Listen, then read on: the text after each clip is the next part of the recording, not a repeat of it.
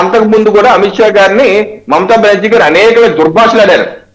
ఒక దొంగని, ఒక గోండా అని, ఒక ఏదేదో రకరకాల మాటలు తిట్టిన వ్యక్తి ఈ రోజు పదవి పోయేసరికి తట్టుకోలేక లేనిపోని విషయాలు చెప్పి భారతదేశానికి చేటు చేసే విధంగా, ఘర్షణ జరిగే విధంగా, పరోక్షంగా బంగ్లాదేశ్ లో హిందువుల పైన దాడి చేసే విధంగా, ఇదే అక్కడ చూడండి, బంగ్లాదేశ్ వెస్ట్ బెంగాల్లో హిందువులందరూ ఏకతాటి మీదకి వచ్చి నన్ను ఓడించారు కాబట్టి హిందువులకు ఏదో రకంగా ఇబ్బంది కలిగించాలి అని బంగ్లాదేశ్ లో హిందువుల మీద దాడి చేసే విధంగా అక్కడ ముస్లిం మూకలను, కొంతమంది మత ఛాందసవాదుల్ని, అందరూ అలా ఉంటారు నేను అనుకో కొంతమంది, ఎందుకంటే బంగ్లాదేశ్ లో వాళ్ళ స్వతంత్రం భారతదేశం ఇప్పించినప్పుడు 22% హిందువులు ఉన్నారు. ఈ రోజు 6%, 7% పడిపోయి ఏమైపోయారు వాళ్ళందరూ, కొత్త గురవలేదా?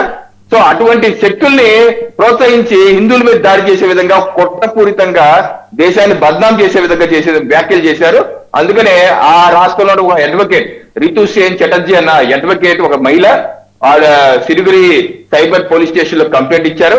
దేశద్రోహం కేసు నమోదైంది మమతా బెనర్జీ మీద. తప్పనిసరిగా ఈ కేసులో ఆవిడ అరెస్ట్ అవ్వక తప్పదండి.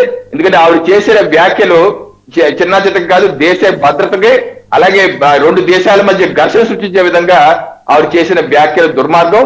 తప్పనిసరిగా దీని మీద ఆవిడకి ప్రతిచర్యలు, ఏదైతే ఆవిడకున్న